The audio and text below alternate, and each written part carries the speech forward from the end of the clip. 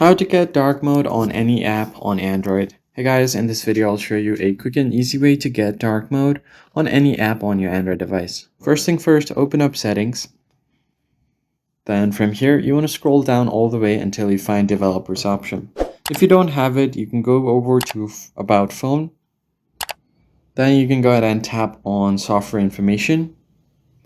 And all you have to do here is tap on the build number 7 times or more to enable the developers option. Now just go back and you should find the developers option right below about phone.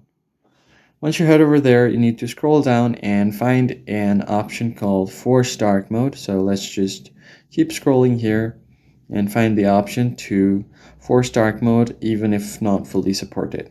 Toggle this option on and you'll be good to go. So that's basically it, guys. If you found the tutorial helpful, hit the like button down below and subscribe. I'll see you guys in the next one. Thanks for watching.